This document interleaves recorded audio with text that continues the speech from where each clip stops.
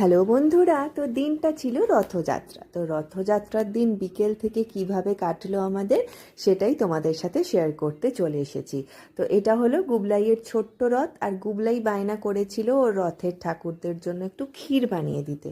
তো বানিয়ে দিয়েছিলাম ক্ষীর। ওপরে ছিলেন জগন্নাথ, বলরাম, সুভদ্রা, মাঝখানে ছিল গুবলাইয়ের গোপাল, আর একদম নিচে রথের সারথি ছিল আমাদের গনু দাদা। আর এই যে গুবলাই তো অনেকক্ষণ ধরেই রেডি হয়ে বসে আছে। তো চটপট চলে এসেছে রথ টানার জন্য। তো এখন আমরা অপেক্ষা করছি গুবলাইয়ের ঠাম্মি দাদাইয়ের জন্য। এলে আমরা সবাই মিলে একসাথে রথ টানতে বেরোবো। তো এখানে তো সবাই এসে গেছে। দাদাই এখানে কাঁসর বাজাবার জন্য রেডি হয়ে গেছে, এবং আস্তে আস্তে গুবলাইয়ের রথ কিন্তু এগিয়ে চলেছে। তো বাচ্চাদের এই ছোটোবেলার স্মৃতিগুলো দেখলে কিন্তু আমাদেরও ছোটোবেলার কথা মনে পড়ে যায়, তাই না?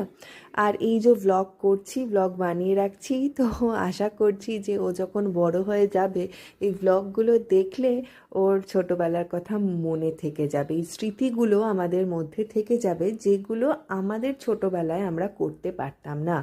এইভাবে কোনো মুহূর্ত ক্যাপচার করে রাখার কোনো ব্যবস্থা কিন্তু আমাদের কাছে ছিল না, বিশেষ করে এইভাবে ভিডিওর আকারে। ফটো হয়তো খুবই অকেশনালি আমরা তুলতে পারতাম, কিন্তু ভিডিও কিন্তু করতে পারতাম না।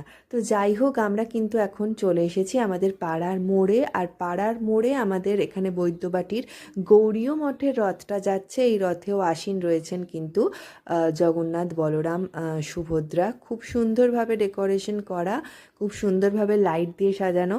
আর এটা হচ্ছে বৈদ্যবাটির আর একটা রথ, এটা হচ্ছে শ্যামসুন্দরের রথ, যেটা আমাদের SCM রোড দিয়ে গিয়ে জোড়াসর তলায় যে মন্দির হয়েছে সেখানে কিন্তু শ্যামসুন্দর এই 15 দিন ধরে থেকে থাকেন। বৈদ্যবাটিতে যে শ্যামসুন্দর মঠ রয়েছে সেই শ্যামসুন্দর মঠের ঠাকুরিনী। আর এখান থেকে হরিণ রোড দেয়া হচ্ছিল। আর এখানে হচ্ছে আমি সেজেগুজে বেরিয়ে পড়েছি গুবলাইকে নিয়ে। আমারও এই অকেশনগুলোতে বেরোতে টেরোতে বেশ ভালোই লাগে, বাচ্চাদের মতো।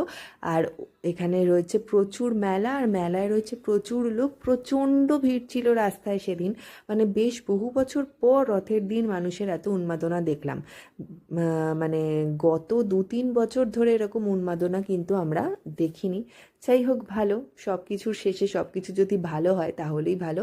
তো এই জায়গাটা, এটা হচ্ছে সেই জায়গা যেখানে বলছিলাম যে শ্যামসুন্দর 15 দিন ধরে থাকেন, তার পূজা পাঠ করা হয়। এটা হচ্ছে সেই জায়গাটা। এটা হচ্ছে একদম জোড়াসর তলার মুখে। জোড়াসর তলার দুর্গা পুজো হয়, দুর্গা মণ্ডপ আসলে এটা। তো এখানেই শ্যামসুন্দর থাকেন। এই যে ভেতরে শ্যামসুন্দরকে বসানো হয়ে গেছে। আর সন্ধে থেকে মেলায় ঘুরেও কিছু খাওয়া হয়নি, তাই রাতে বাড়ি গিয়ে বিরিয়ানি খাবো বলে সোজা বিরিয়ানির প্যাকেট নিয়ে পৌঁছে গিয়েছিলাম বাড়ি। Bye bye.